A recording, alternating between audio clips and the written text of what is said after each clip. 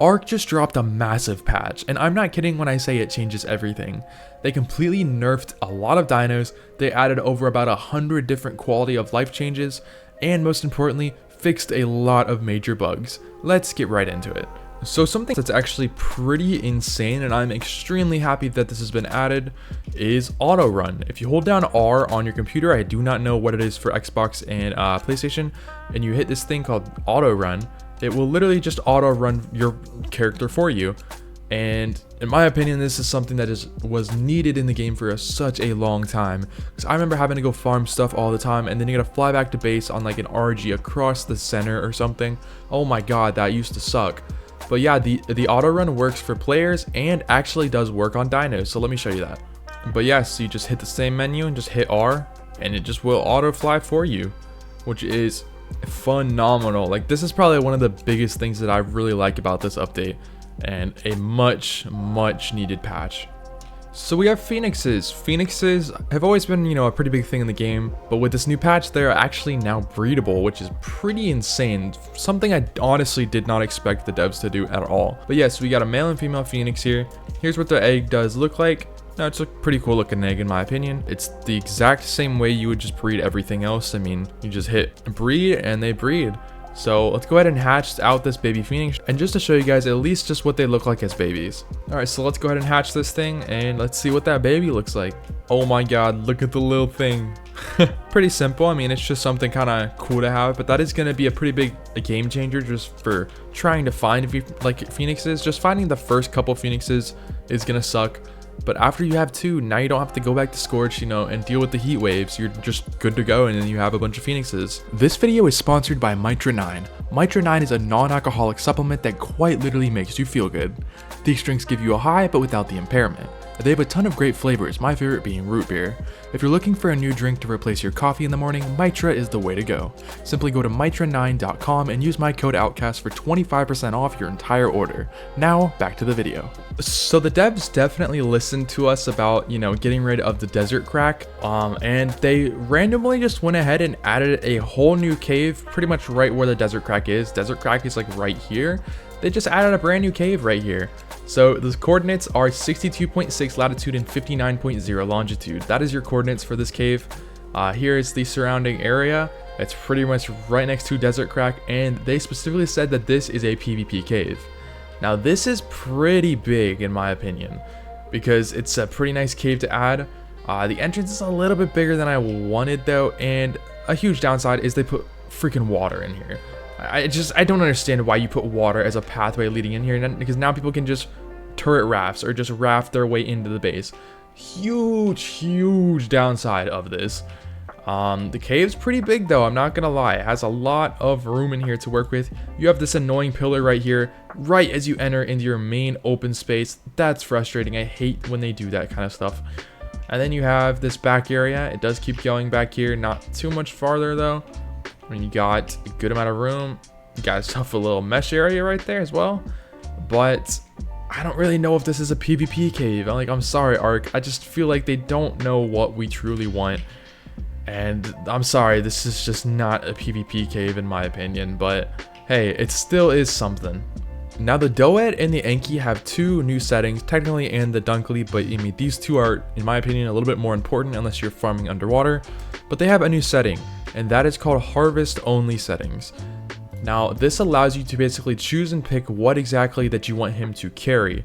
So for example, if you have, if you only want metal, you just hit metal, and then he will only harvest metal, and he will not harvest flint and like stone and all of that. Something else in here that I wish that they kind of had was the berries, but then again, hold on, let me kind of look at this. Yeah, so I believe green is just like only harvest this or only harvest this, only harvest this. I wish they could kind of adjust it a little bit more, because they don't have enough on here. Like, I wish it could be like, hey, I want metal and flint, but you can only do one at a time, which does kind of suck. And having the berries still on here is a bit of a bummer, but I'm sure that they'll add a little bit more onto that eventually and fix them a little bit. Then we have the Doed. Now for the Doed, it's pretty much the same thing. You just only have stone and sand on here. I wish you had obsidian as well, because these guys are pretty good at farming obsidian, but like I said, they'll probably add more stuff in the future. And then we have the Dunkley. Now the Dunkley is about the same. except, you know, you just got the metal, flint, and stone. So it's pretty much like an Anki. So, but these guys are pretty good for farming underwater. So, I mean, it does kind of help, but still a pretty phenomenal update. I just wish that they added a little bit more to it. Then we do have some pretty bad news. Now, something that I know a lot of people do actually use, which is the poker table. That unfortunately has been taken out of the game due to a ESRB rating thing. I don't really know what that company is. I would assume it's just like a gaming company that looks for like gambling stuff. But they completely took it out of the game because I guess it's gambling. I don't really understand how that's gambling because you're not really gambling with actual money. But yeah, I do get it. There are a good amount of kids that do play ARK.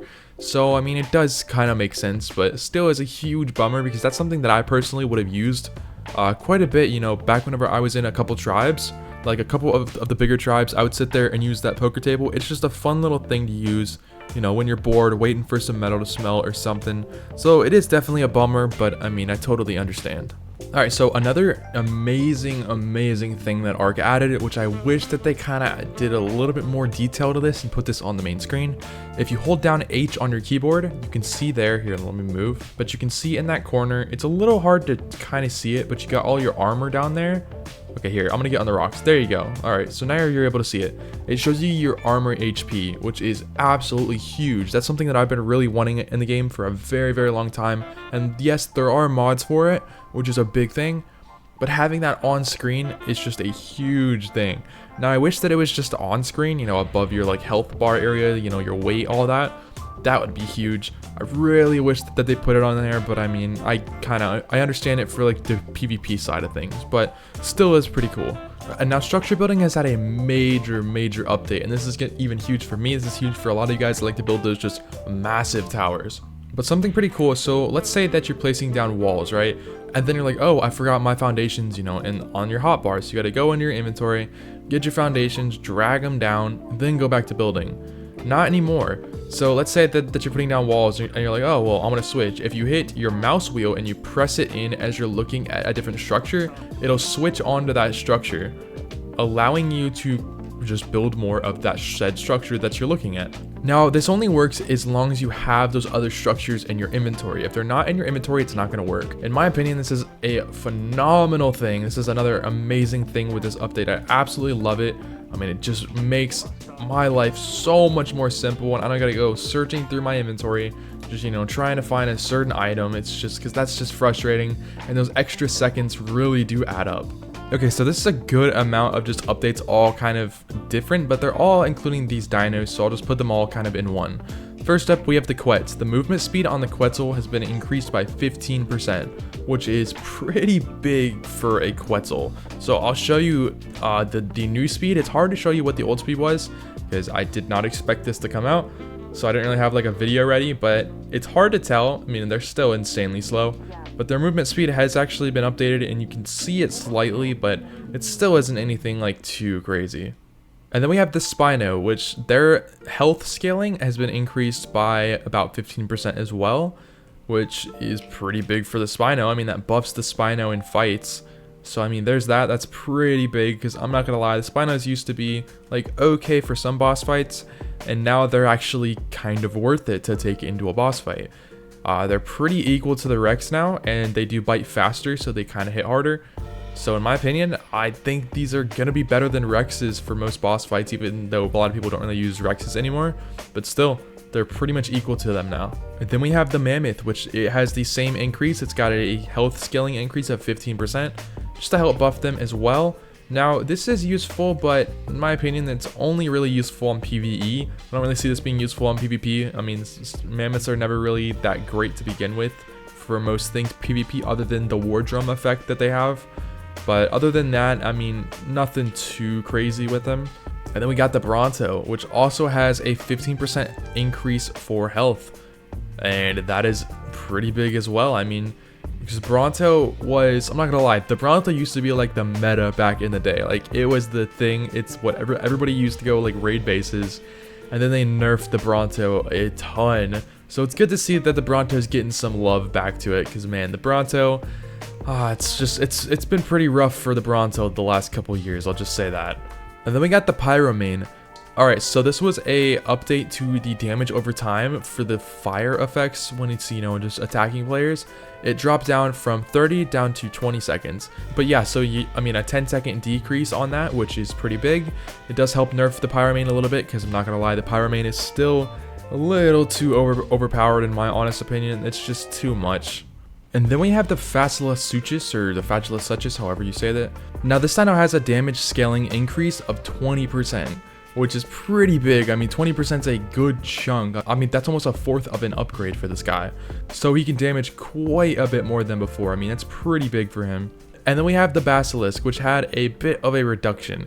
It had a damage scaling reduction of 20%. So basically what the opposite of, you know, the Facilo.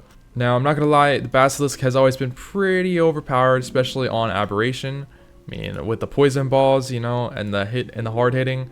He's been definitely a pretty decent dino. Now, I'm not going to say he's like overpowered. Though, I mean, the poison balls, yes, absolutely. But other than that, I mean, I don't really think he's too crazy OP. But still does suck that he got a bit of a reduction. And the last dino is the Rhinogothia, which is this flying thing. Now, this had a bit of something different happen.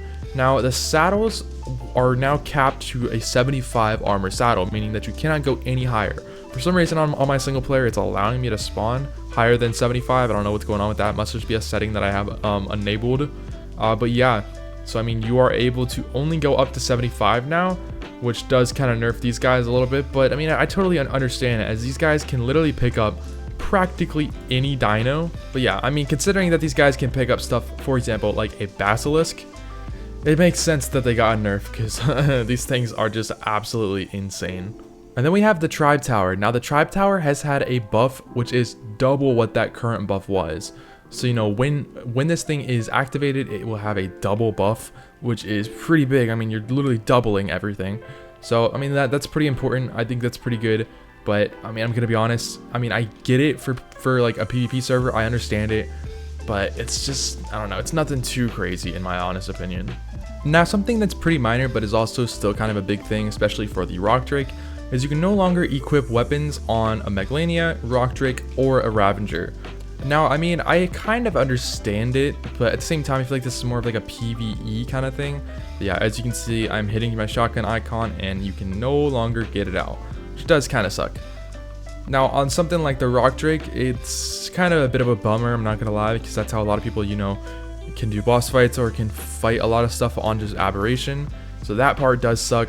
As well as the Ravager. I mean, the Ravager is a great little like early game tame for Aberration for anybody that really wants them. I mean, I personally never really go for them, but if you are going for this, it does kind of suck, because I mean, yeah, you can just shoot by hopping off the Ravager, I get that, but if you're trying to run, the Ravager is a great dino just to run. So yeah, definitely a bit of a bummer. Now the Tesla coils have had a bit of a downgrade. Now, that they used to be pretty overpowered, but if you go into the settings right here and you go to your attack type, you have this thing called Bright. Now, Bright, what that used to do is stun players and cause them to get like dismounted off of their tames, which is pretty overpowered. That got nerfed, and that just slows players now instead. So it no longer will dismount, it just strictly only slows the player. So, a bit of a bummer with that one as well.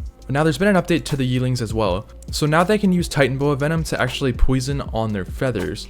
But yeah, so all you gotta do is just kind of put it in its inventory, and it will consume it and put it on the wings. It's kind of hard to see it. I don't really know exactly how it works. I've never really been a fan of this dino. So I'm not really gonna be showing you guys fully how to do all this, because just not my kind of stuff. Like, you know, I kind of stay away from these little dinos, but still is pretty cool just to have a poison effect on a dino. Now, one more dino thing that we have on here is actually the Poison Wyvern. Now, sadly, the Poison Wyvern pretty similar to the Basilisk, because they're about the same with their little poison breath. But this has unfortunately been nerfed quite a bit. The scaling for, you know, the poison damage and all this has been reduced by 40%. Now, 40% is massive. That's a huge like damage decrease on these guys. So base defense with these guys is gonna be a little tricky. It's not gonna be as easy as it used to be. Definitely a huge bummer. I'm actually very sad about this one, but I mean, I totally understand it. These guys have been overpowered for far too long. So now, if you don't know, the Dreadnoughts actually do have a buff. It's called Titan Slayer, and this just allows them to hit extremely hard. Now, this used to be pretty overpowered because you could have, 4 or 5 of these guys all having that buff all at the same time, and it was just insanely overpowered. Well, it has unfortunately been nerfed, and you can only have one of the Dreadnoughtuses in range at a time. And I believe that's render distance too, so that's a pretty big amount of range. But yeah, so a bit of a sad one that got nerfed, but in my opinion, I'm only gonna really see people like using these on official or just like in giant tribes. If you're a smaller tribe, I mean, you don't really have to worry about these guys too much. I mean, I would still definitely worry about them, but not as many people are using them. So I don't know, it's not a huge thing unless you're just in a bigger tribe or like on an official server. Now, one thing that got a bit of a nerf, but it's not really a major deal, is Wyvern Milk. Now, the Wyvern Milk buff duration used to be about 3 minutes, and now it got reduced to 2 minutes. So, a 1 minute decrease on that. It does kind of suck a little bit, but in my opinion, it's not really a big deal. I mean, it's not that big, but still it does suck a little bit. And then also, with that being said, when you consume Wyvern Milk, it now applies a 5-minute cooldown. So, if you're trying to raise Ice Wyvern babies, and this goes for Bison Milk, I believe, as well, it used to have a bug where you were able to just raise them like insanely fast, and that unfortunately did kind of get patched in a way with that 5-minute cooldown. So that part does kind of suck a little bit, but then again, I mean, it's not a major deal. And then we have Wooden Clubs and the Equus. Now, these two had a bit of a buff, which basically means that when you attack somebody and they have on armor or something, it will now penetrate that armor a lot more effectively, meaning that you can actually use a wooden club on somebody with, a pretty insane, just like good set of flak. So that's pretty big as well. Same with the Equus, the knockout ability that they have. You can just kind of kick them in the face, which is pretty overpowered, but I mean, that makes it pretty actually a fair fight. So now people aren't going to be able to just, hit you with flak armor and just kill you instantly. But yeah, no, because they used to just be very overpowered, so I'm actually very happy that this did get added. Now, a pretty important fix that got added was with tech force fields. So there was a bug where people could shoot stuff like rockets straight through a force field, just damaging stuff inside, which completely defeats the entire purpose of what, a tech force field is there for.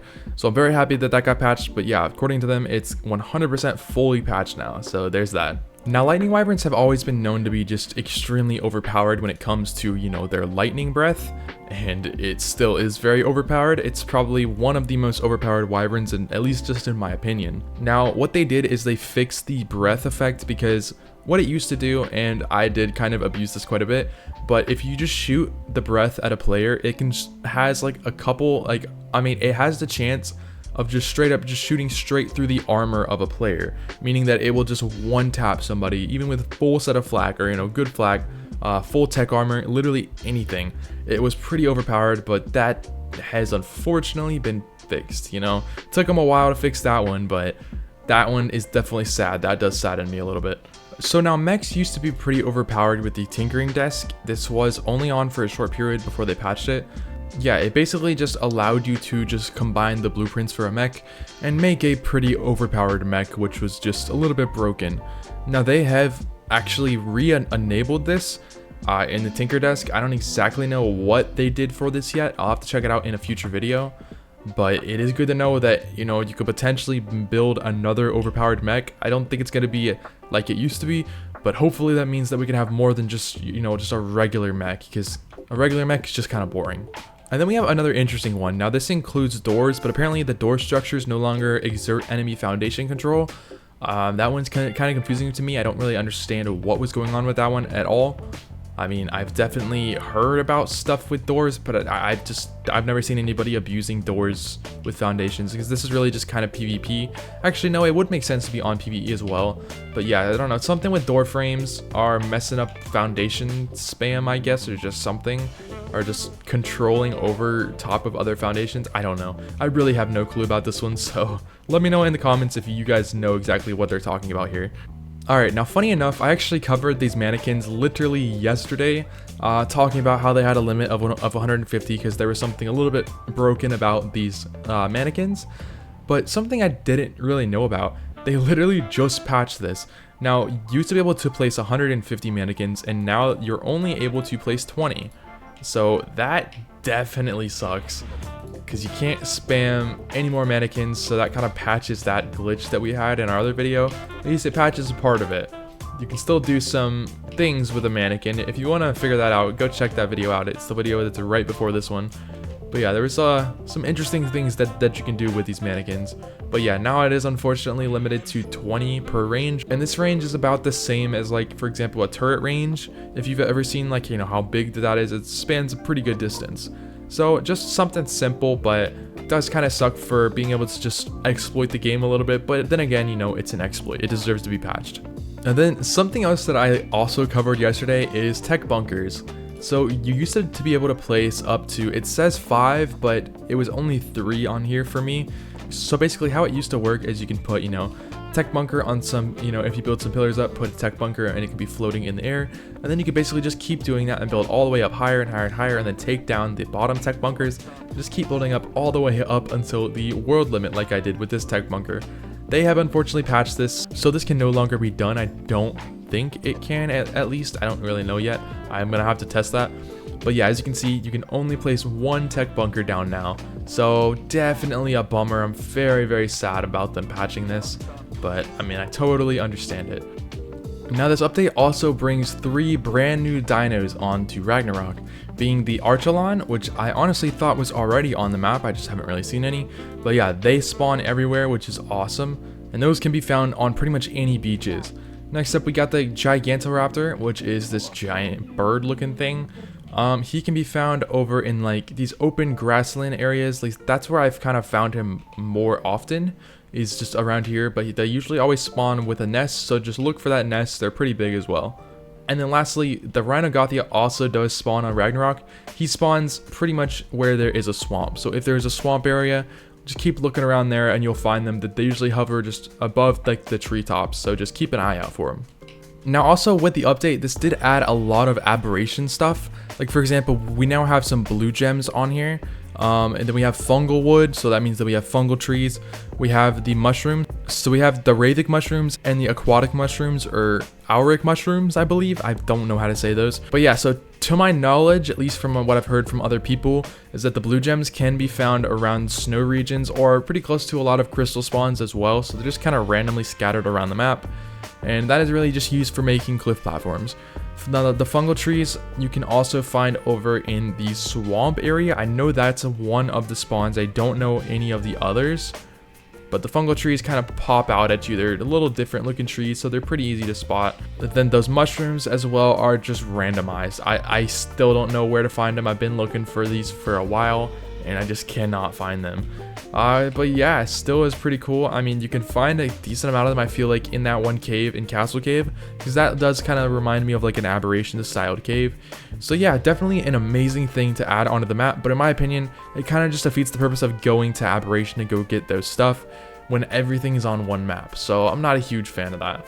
And now we're going to go over some of just the fixes that they've done onto ARK and for Ragnarok. I'm not going to have any video with this. This is just kind of showing you what's in the Discord. So you can totally read this on your own, or you can just listen to me. I just figured that I would toss it in. First up, we have the beam attack from mechs wearing the Power Rangers Megazoid costume has been reduced by approximately 20%. Next up, we have the door structures no longer exert enemy foundation control. Then we have the training dummy can no longer be placed on platform saddles. The telekinesis skill can now access tribe-owned creature inventories. Absolutely insane. They've also increased the chance of a heatwave weather event on Scorched Earth. The owners of a template hammer building template can now destroy it via the multi-use wheel. The Vilwin friends now transfer harvested resources to the companion. The Vilwin's Tundra power now also increases range damage. Added tech saddles to Drakeling's Dragon Horde chest loot. Adjusted the Drakeling's Dragon Horde chest to drop slightly less tech items. The Drakelings no longer store XP for Gift of Knowledge when killing tamed creatures. And that was it just for the gameplay changes and the quality of life ones. Then we have the Ragnarok changes and fixes. Now they fixed the bisons not respawning correctly, which was a big issue. I mean, bisons were kind of a bit of a problem because they just weren't spawning.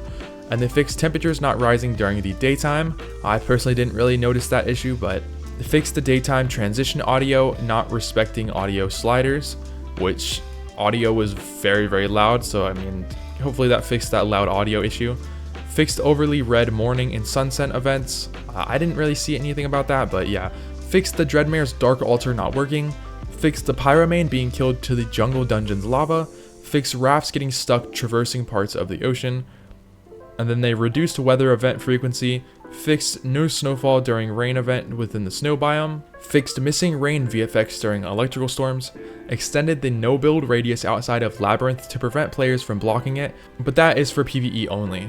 Added missing crystal nodes, fixed some palm fronds that were not pickupable, okay, fixed incorrect sapling scale in the redwoods, fixed missing textures in Labyrinth, fixed cases where underwater clutter would appear on land, which I actually did see some of that too, fixed the entire map appearing covered in snow after dying in the boss arena, fixed water appearing darker or brighter depending on the camera angle, fixed several trees that were missing collision and could not be harvested, fixed several rocks that were missing collision, which yes, that was a major deal, I'm very happy about that, fixed several supply crates spawning in the mesh. It's like they watched my last video, man, I was just talking about that. Fixed an issue that caused players to get teleported out of the lighthouse, which is the lighthouse above, I believe that's the one above the Wyvern Cave kind of area. Fixed light showing through landscaped at the summit. I don't know where exactly that is. And then they fixed a bunch of various just visual tweaks. Fixed various mesh holes as well, which I would assume that by mesh holes they also mean rat holes. And then we got 2 more full bullets of these as well.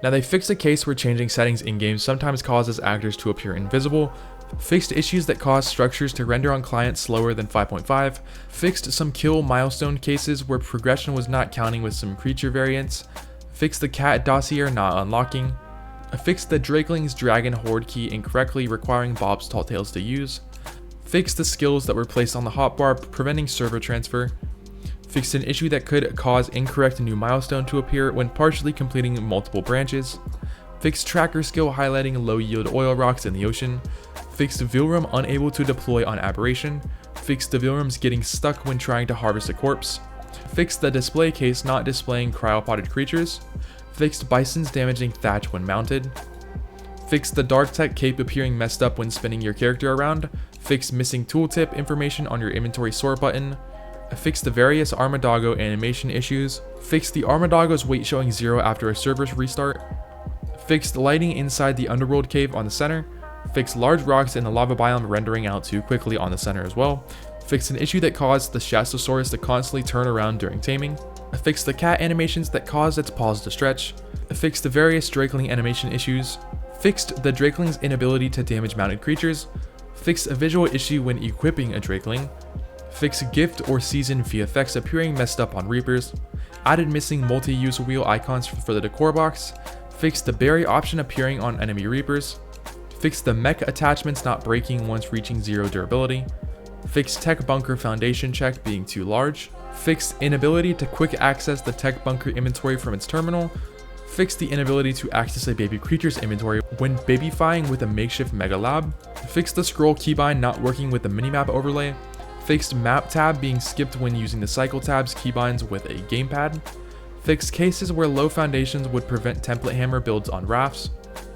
fixed inability to continue building a template with template hammer after dying, fixed template hammer's template descriptions getting cut off and the inability to scroll through structures required, template hammer no longer creates a new entry and it is replacing one, the template hammer no longer makes a new entry if it is replacing one, fixed the click to rotate not working on a 3D Explorer Note preview when captions are displayed, fixed inability to delete the last death waypoint via the map, fixed the tech suit radiation buff not applying correctly if the tech helmet was the last piece equipped, fixed the Power Rangers Megazoid mech skin displaying the original mech sword pistol when equipped, fixed Power Rangers Dragonzoid skin, fixed, okay, I'm just gonna skip over the Power Rangers ones, those really don't matter, a lot of people don't even really use that.